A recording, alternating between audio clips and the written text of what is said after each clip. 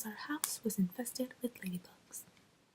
Our French neighbors, the Haro, had imported hardy species of the insects to combat aphids in their garden.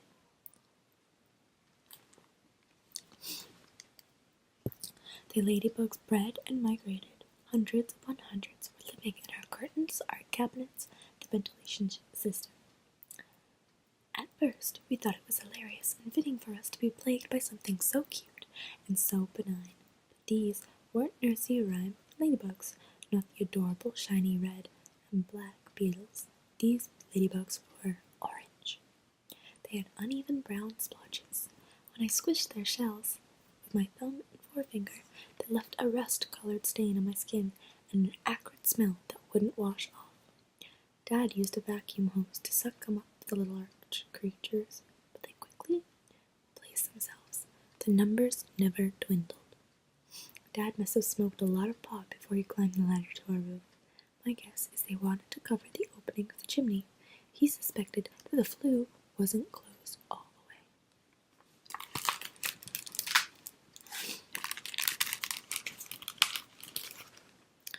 Our house was 3 stories high. When he landed on the Haro's cement patio, his skull fractured, his neck broken.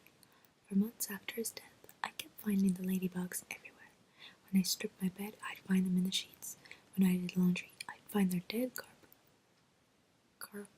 carapaces in the dryer. When I woke up in the morning, I'd find a pair scuffling around my freshly laundered pillowcases. And just like that, they were gone. Long after the last ladybug's departure, I pulled a pair of sunglasses from my mom's purse on the car seat, fogged the lenses with my breath, rubbed the plastic eyes over my chest, and said to her, "You missed the scenic overlook." My mom swiped her sunglasses away from me. "There will be other stops, Elise," she said. We were driving through the Texas Hill Country in an upgraded rental car, cruising a roadway called the Devil's Backbone. Our destination, LBJ, his ranch, his reconstructed birth site. The rental car guy had flashed a brilliant smile when he bumped us up from a white Taurus to a green monster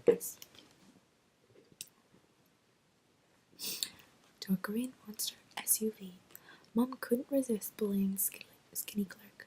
"No one screws me on grass mileage. I'm not paying extra to fuel that obscenity. Knock $10 off the daily fee." As the car clerk hammered his keyboard and readjusted the price, Mom winked at me. My mother, the investment banker. Every morning, well before dawn, she would maneuver her old Ford Explorer across the George Washington Bridge into Manhattan, cell-phoning her underlings while cutting off other commuters. Mom called her first-year analysts meat, and bragged that she, in turn, was known as the Lion.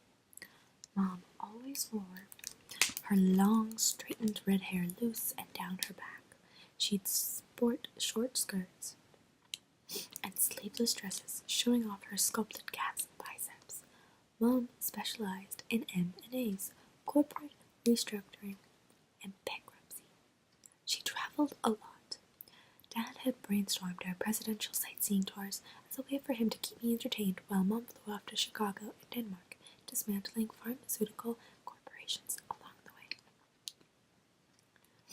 I really think we were supposed to stop at that overlook. We coasted past juniper trees, live oaks, limestone cliffs. As far as I could tell, the whole point of driving the Devil's Backbone was to stop at that particular overlook and view the span of gently sloping hills from the highest vantage point. Dad would have turned back, I said. Mom just kept driving. I passed the time by reading snippets from the Lonely Planet Guide to Texas and rattling off names of local towns, Wimberley, Comfort, and Bourne. I flipped down the sun visor, replaited my French braids in the vanity mirror. There is a lack of ants in this book/story, and it makes me uncomfortable, but we will continue. I'd worn my favorite outfit, red high-top sneakers, baggy khaki shorts, and a t-shirt I'd special ordered at a mall in Teaneck. For $28, a man from Weehawken had ironed black velvet letters onto the front of a tiny green jersey. The letters spelled out, Victim. When my mother asked how I got off being so self-pitying, I told her it was the name of my favorite underground band. The Devil's Backbone reminded me of the shingles sore tormenting my lower torso. The giant scab resembled a hard, red shell. The family doctor had explained how sometimes the chickenpox virus lays dormant in a nerve ending, waiting for the immune system to weaken before emerging. He was concerned because he'd never seen shingles in anyone my age. Usually, he treated it in older patients, or in cases occurring with cancer or AIDS, people closing in on death. I told Mom that the shingles was proof I was special. The agony wasn't limited to the blisters on my back. My whole body felt inflamed, as if a rabid wolf were hunting rabbit squirrels inside my chest. The doctors recommended ibuprofen for the pain. He gave me pamphlets describing stress-reducing breathing exercises. The first few nights, Mom slipped me half a Vicodin and a nip of Benedictine. As I tried to sleep, I heard her roaming from living room to bedroom to family room. I listened. My mother, the widow, did not weep, did not cry for her dead husband. A year after my father died, my mother's breasts began to grow. She developed a deep, embarrassing plunge of cleavage, a pendulous swinging bosom that attacked my own flat body each time she hugged me goodnight. Mom's belly had pouted, ballooned. I could detect the domed button of her navel pressing against the soft silk in her blouses. Her ankles swelled, and I became suspicious. Mom was maybe 6 months into her pregnancy. I did the math. Dad had been pushing dead too long to be the father. I was about to enter my sophomore year at the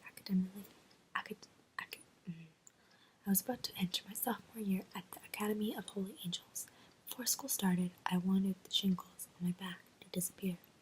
I wanted to tour the reconstructed birthplace of Lyndon Baines Johnson, and I wanted my mother to admit to me that she was pregnant.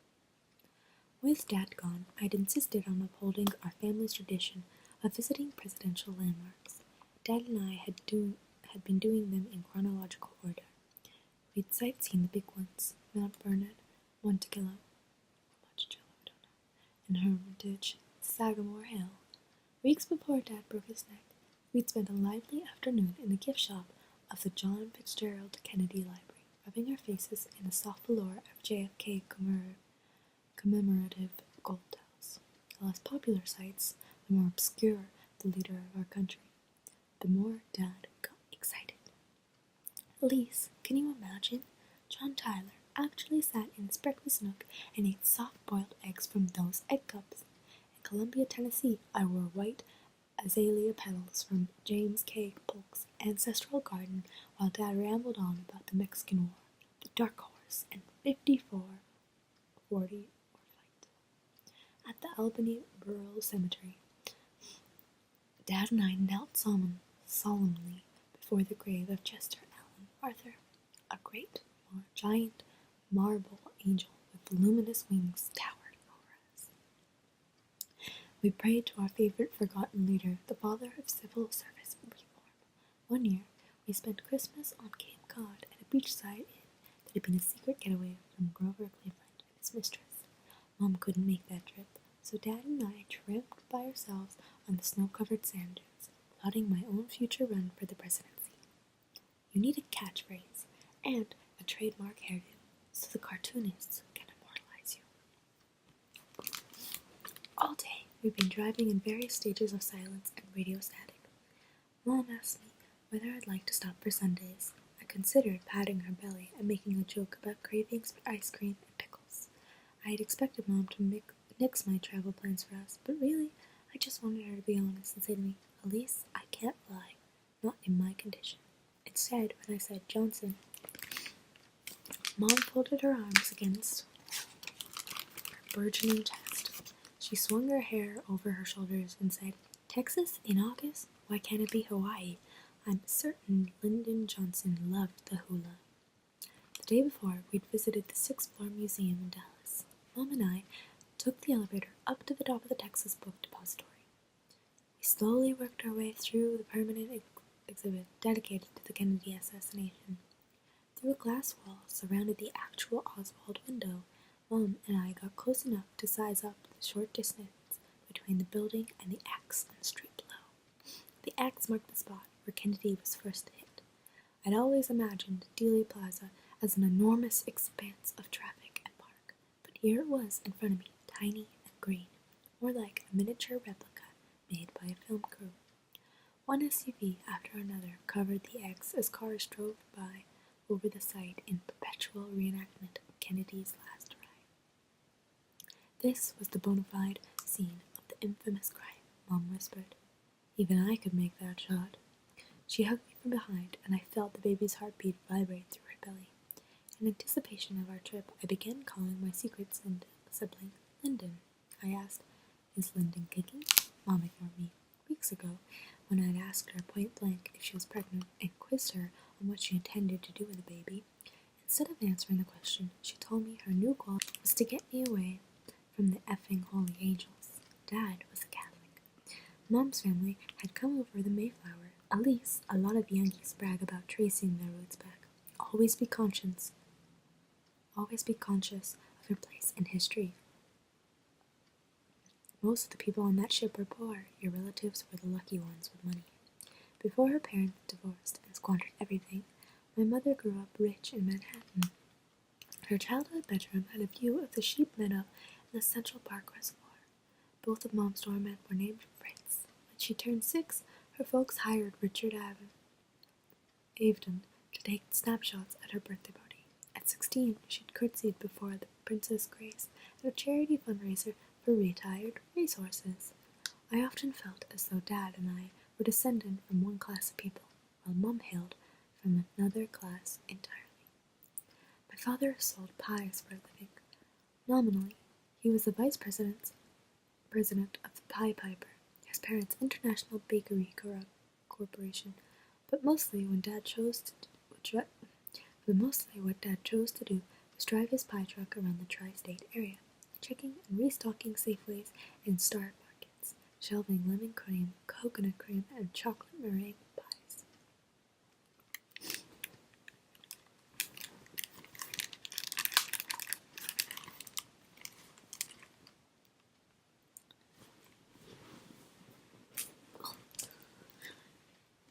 Changing positions.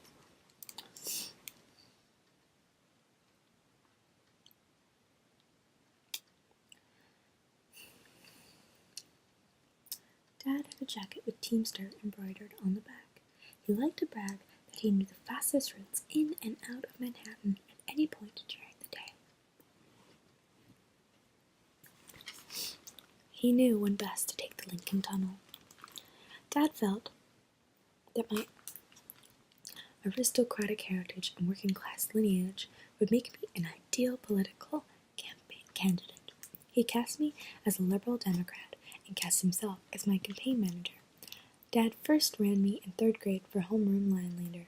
I lost to Andor Rose, whose mother, on election day, made 24 chocolate cupcakes with pink rosebuds in the center. Dad viewed this loss as a tactical oversight. Our future campaigns always involved the Pie Piper, donating dozen pies and pastries to Holy Angels. In 5th grade, I was class treasurer. In 7th grade, I was student representative to the advisory council on redesigning our school uniforms. Dad imagined I could win the governorship of New Jersey, and from there, if I could find the right Southern running mate, become the first woman president of the United States. I was 12 the afternoon I caught Dad sprawled out on the Philadelphia Chippendale, one hand holding a silver lighter, the other hand cradling a short ceramic bike. There'd been a bomb scare at Holy Angels, and nuns had grudgingly sent us home early. Dad was wearing his boxer shorts and watching a rerun of The Joker's Wild. He flung a cashmere blanket over his lap, swung his legs off my mother's 200-year-old sofa, and said, "Honey, come meet James Buchanan."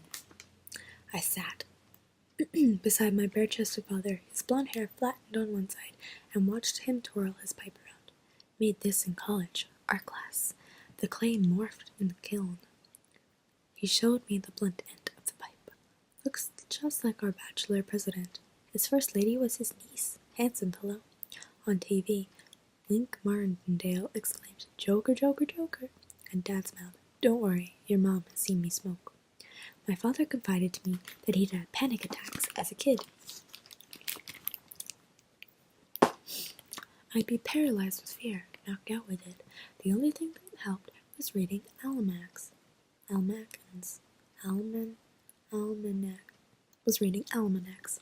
Dad memorized historical facts, like the years each president served in office, and he'd repeat those dates in effort to calm himself. Zachary Taylor, 1848 to 1850. Rutherford Burchard Hayes, 1877 to 81. Franklin Pierce, 1853 to 57. At 15, Dad discovered pot. I loved sitting in the living room while Dad toked up. Marijuana haze drifted around me, settling on the folds of my wool-pleated skirt.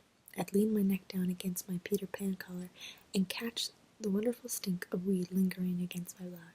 I was a nervous kid. I often threw up before big tests. No one at Holy Angels invited me to sleepovers anymore, on account of my loud, thrashing night terrors. Even my closest friend, Alana Clinton, often insisted I take a chill pill.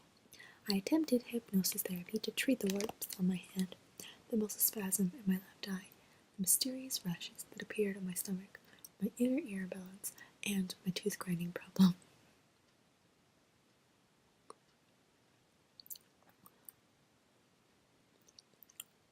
Only breathing in my father's pot smoke truly relaxed me. He never let me inhale directly from Buchanan, but he'd grant me a contact high.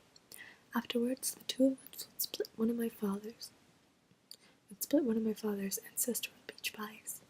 This happened once or twice a week. Mom didn't know. Mom and I pulled off the Devil's Backbone and stopped for a soft serve at a place called Frozen Armadillo. She got a chocolate and vanilla twist with cherry-flavored dip, and I ordered a vanilla cone covered in something advertised as Twinkle to Coat. Outside in the August heat, the ice cream dripped down our legs. We decided to eat the cones in the air-conditioned rental car. I told my mom my theory about LBJ and the Kennedy assassination. I was convinced that Lyndon was the real culprit. Nothing that big could happen in Texas without Lyndon's approval. Motive is obvious, I said. Who gains the most from Kennedy dying? LBJ gets to be president. Who's responsible for the investigation and subsequent cover-up? LBJ gets to appoint the Warren Commission. There's proof that LBJ actually knew Jack Ruby. All LBJ ever wanted to be was president. Not vice president. He was an old man. Time was running out. I told my mother there had been talk of Kennedy dropping LBJ from the ticket in '64. How do you know so much? She asked. It's Dad's fault, I said. You know, your father always wanted to be a high school history teacher. What stopped him? I asked. Well, sweetie, Mom said, wiping ice cream off my nose. Convicted felons are not allowed to teach children.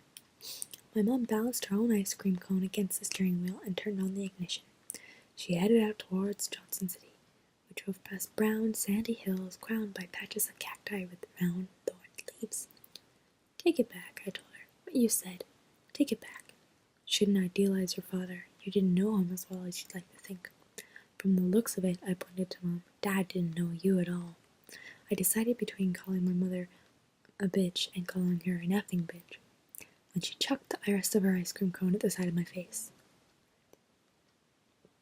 The ice cream splattered against my hair and cheek. The wafer cone landed on the side of my leg. I picked it up and threw it back at her. I pulled the top of my own ice cream off its cone and aimed for my mom's chest. She shrieked, swerving the car and throwing back at me whatever clumps of ice cream she could pull from her cleavage. We each lost sense of our target, hurling any ice cream slop we could get hold of. The car's green cloth upholstery and side windows clouded over in a sticky cherry-flavored film. Chocolate ice cream melted in streams down my mom's chest. The black velvet letters on my victim's t-shirt soaked up my desert. My mom drove and swore. She called me ungrateful and threatened to leave me right there on the spine of the Devil's Backbone. Mom didn't notice the bend in the road. She screamed in confusion as our car lurched through a very real white picket fence, careening down a hill and into an orchard. She pumped and locked the brakes just in time for us to hit a patch of peach trees.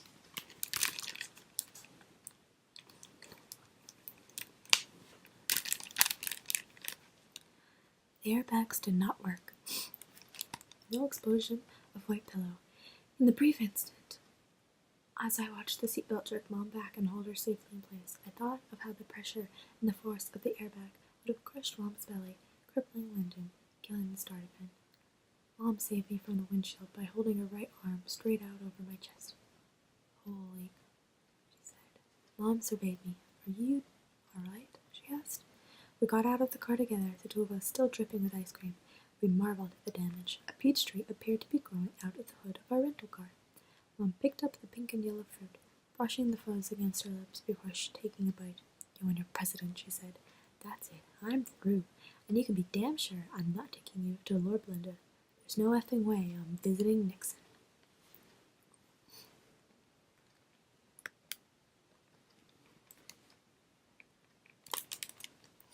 I insisted on hiking the remaining mile and a half to the LBJ Ranch. The car was not my problem. I was a kid, and this was my summer vacation.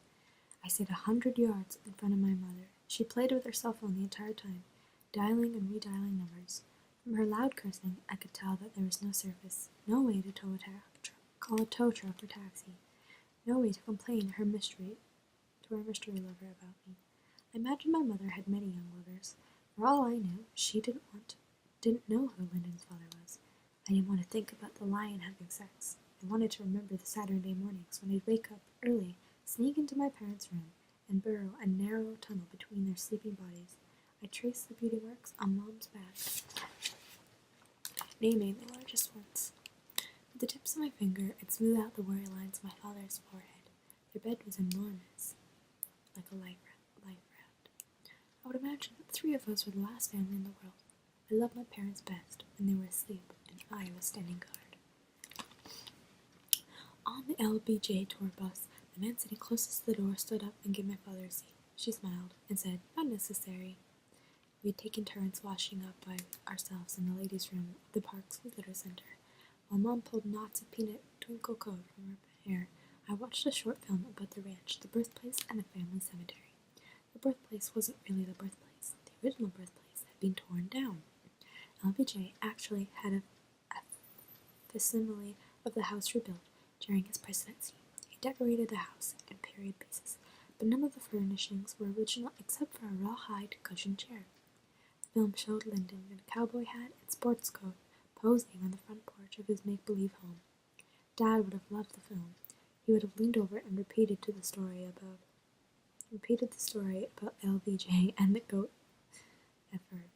"Did you know about LBJ and the goat effer?" I said to Mom. "When Johnson first ran for office, he told his campaign manager to spread the rumor that his opponent had sex with farm animals. When the manager pointed out that this wasn't true, Johnson said, 'So what?' forced the bastard to admit, 'I never have to go.' He will be ruined."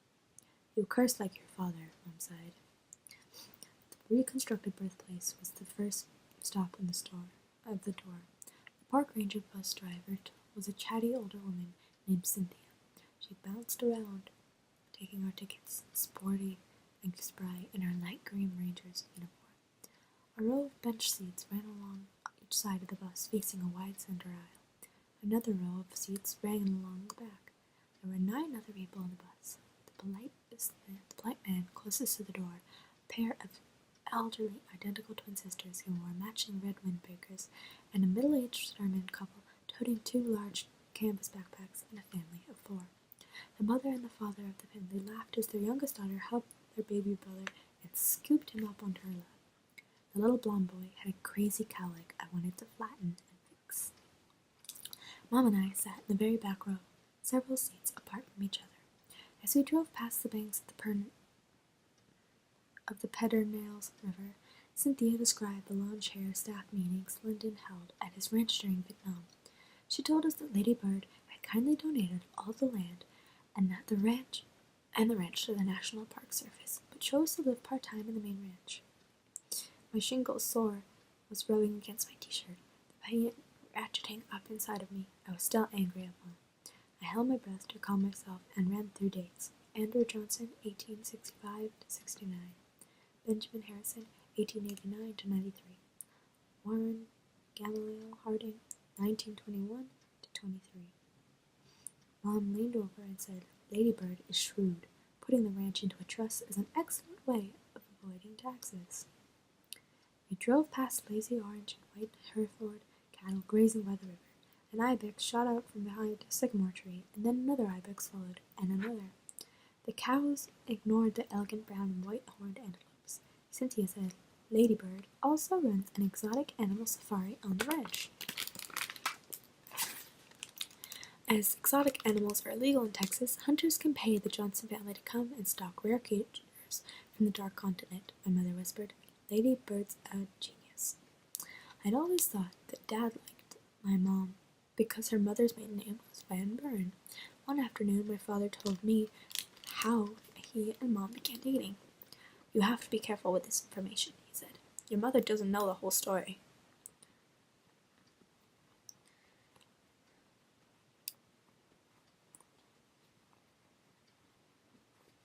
My parents met their freshman year in college. The same day Dad met Mom, he also met another woman, a sculpture major named Liesel. She had wavy black hair, a German accent, and an apartment off campus. Dad liked both women and was stuck deciding whether to pursue Mom or Liesel. He decided to go after Liesel. He was dressed up on his way to meet the German sculptor's first serious date when he bumped into Mom. She'd been playing rugby, and she was totally covered in mud and sweat. She asked me if I wanted to take a shower with her. I went back to her dorm. Dad smiled, and that's the moment when my life began. He said something else about Mom being a sexy lady, but I clutched my hands in my ear and blocked him out. The reconstructed birthplace was white with green shutters. It was small. Just 2 bedrooms, a kitchen and a breezeway. Cynthia showed us the bedroom where Johnson was birthed. A queen-size bed dominated the room. I noticed long, shiny black beetles crawling over the chenille bedspread. One of the beetles flew up and circled past me. Cynthia said his mother claimed that he had it wrong. She kept insisting that Lyndon was actually born in the smaller bed, but LBJ was adamant. In the kitchen, I saw the rawhide chair, the one authentic piece. I wanted to run my hand over the cow's fur. Right by the kitchen table stood a baby's wooden high chair with Lady Bird etched across the background. Cynthia said that the First Lady had been kind enough to donate her own Roycrafter high chair for replica. Mom now Lady Bird to herself and rested her hands on her belly. I pictured a plump, kicking baby fidgeting in the chair. Mom, if you want, I said. I could steal the high chair for you. What's a ladybird? Mom asked Cynthia. A ladybird is what we in the South call ladybugs. Mom looked at me. She shook her head. Those little killers. Sometimes when I hung out with my dad when he smoked Buchanan, I'd get paranoid. The nuns at the school loved bullying girls, and I thought I understood in theory how women got pregnant. The Immaculate Conception confused and disturbed me. I imagined invisible sperm floating through the ether, landing on my legs and inching up my holy angel's uniform. Once I even imagined being pregnant with Dad's baby, but I couldn't imagine anything after that. In her grief, Mom had effed someone. Maybe the lion had some meat after all. She probably couldn't explain her own pain over losing Dad. At least not to me. I knew harboring a baby when I looked on could only make her feel alone. While he was alive, Mom was certain I loved Dad more than her. The two of you have your own secret society, she said. Now that he is dead, Mom was convinced I loved the memory of him more than I'd ever love her. I wanted to tell her she was dead wrong, but I wasn't sure that she was. The Johnsons' family graveyard, nothing more than a small plot of land squared off by a stone wall, stood straight across from the birthplace. In the August heat, Mom and I wandered over to the cemetery. Cynthia and our busmates were still loitering beside the house. Mom told me that Dad had been arrested before I was born. He'd been pulled over for speeding in his pie truck. A cop noticed a baggie of pot in the ashtray, a very big baggie of pot. Dad was arrested, tried, and found guilty of possession with intent to distribute. Your grandfather could have made the whole thing go away, but instead he let your father do 6 months in prison. Minimum security, a life lesson. I was pregnant with you the whole time he was locked up. Mom took a wisp of loose hair behind my left ear. I figured you should know about your father's past, for your political career. I wanted to tell her why I was sorry. I wanted to tell her that I was sorry. As much as I loved my father, I was mystified as to why Mom, who worked 90 hours a week, would say married to a man who was happiest when lying down on the couch, a man who couldn't keep his balance on the roof of his own house, a man who could never find his wallet or remember to tie his shoes, a man who panicked every time the phone rang. I would never understand how she had come to love him. I'm sorry about the rental car, I said. Insurance will cover it. Mom and I looked over the family's gravestones. The tallest one was Lyndon's. Honey, your father was a wonderful, frustrating, lovely, ridiculous man. Honey, your dad was a wonderful, frustrating, lovely, ridiculous man. When we boarded the bus, our tour guide Cynthia smiled and informed us. You're all very lucky. Lady Bird is in Bermuda this week. The Secret Service has okayed us for a drive by the ranch house. Mom shouted down the length of the bus to Cynthia. Can't we leave the bus and visit the inside of the house? I'm afraid not, ma'am. But that's why we came here, the elderly twins said in union. Sorry, ladies. Those are the rules. Cynthia turned the bus onto a red dirt road. Without even the slightest look in my direction, Mom shouted, My daughter has visited every other presidential home in the country. We came all this way from New Jersey. Security risk, said Cynthia. Plus the ranch house is Lady Bird's primary residence. None of us would want a bunch of strangers trudging through our houses while we were in town. It's fine, Mom, I said. Besides, you've seen the birthplace, Cynthia said. Reconstructed birthplace, Mom retorted. At least you came here to see the house, and I'm going to make sure that you see it. My pregnant mother pushed herself up from the seat on the moving bus, clutched her leather purse, and waddled to the front. Cynthia continued to drive. Mom held onto the railing and leaned into the back of Cynthia's chair. Cynthia shook her head, and then she shook her head so violently that her mirrored sunglasses were flung off her face and skidded to the floor of the bus. Mom kept right on talking. She reached into her purse and pulled out her wallet. Everyone in the bus heard Cynthia say, Ma'am, I am a ranger for the National Park Service. I cannot be bribed.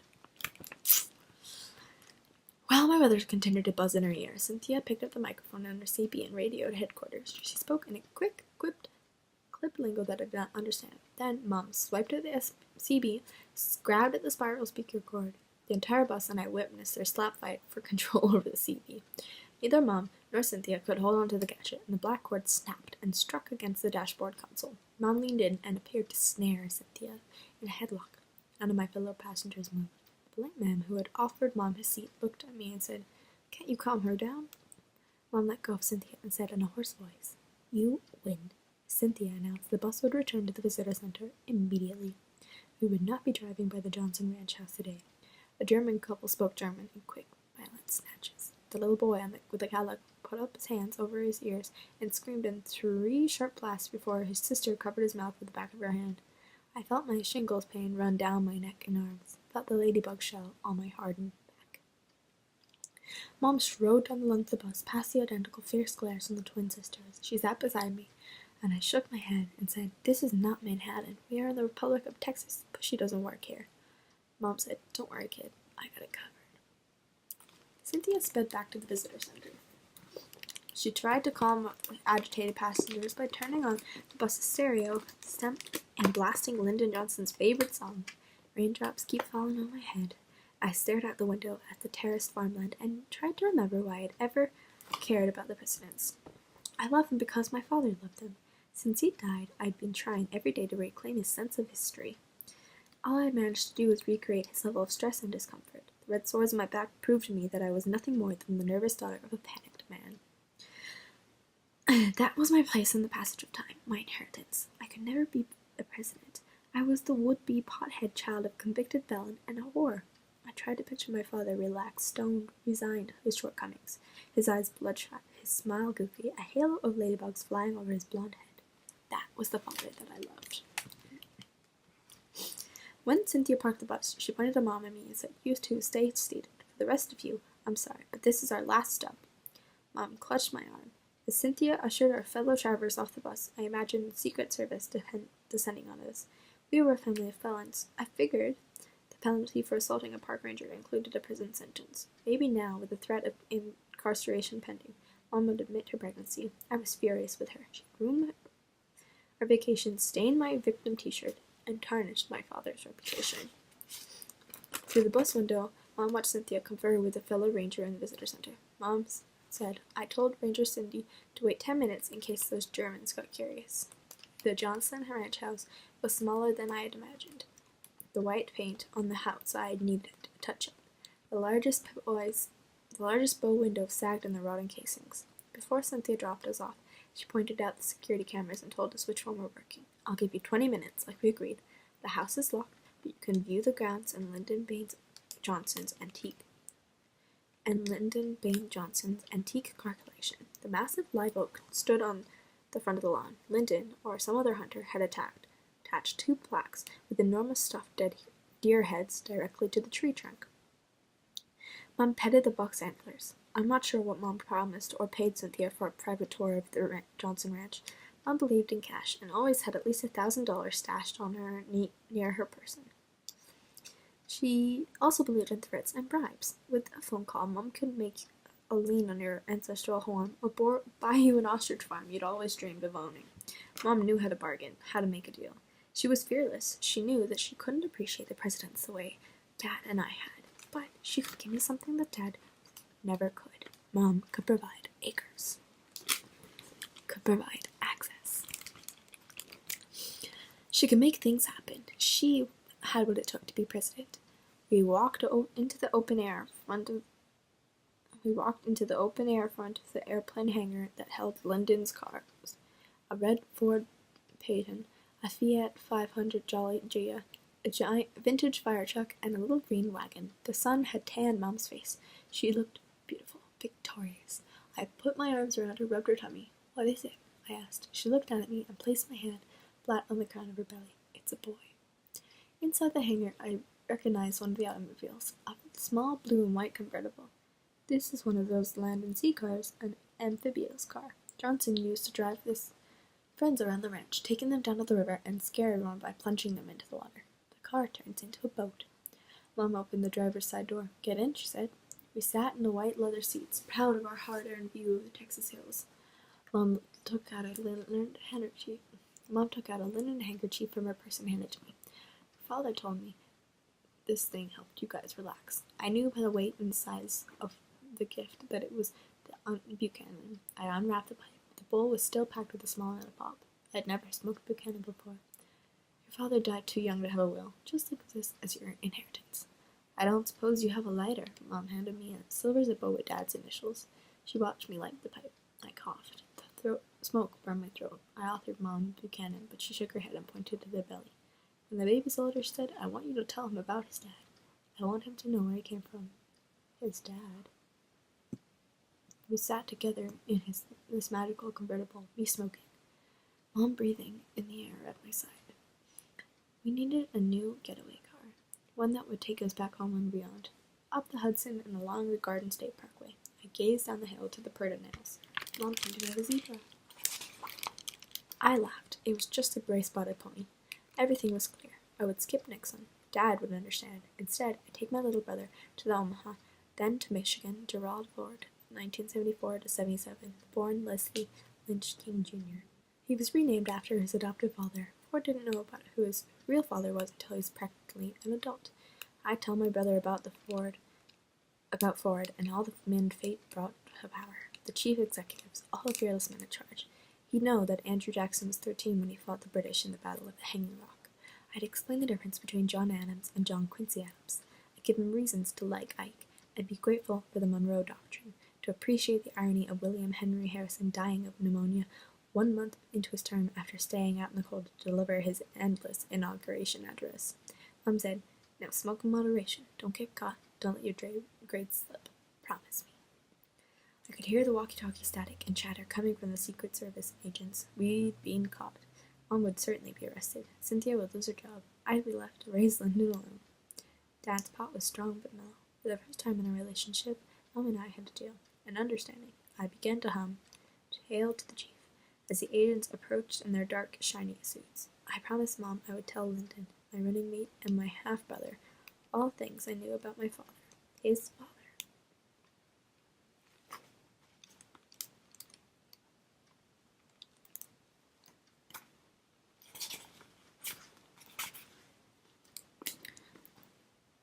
That was an interesting story. I'm not really sure what the point was. It was okay. Hopefully the next one will be better. Yeah, I'll see you guys next time, and I hope that you will enjoy this story series.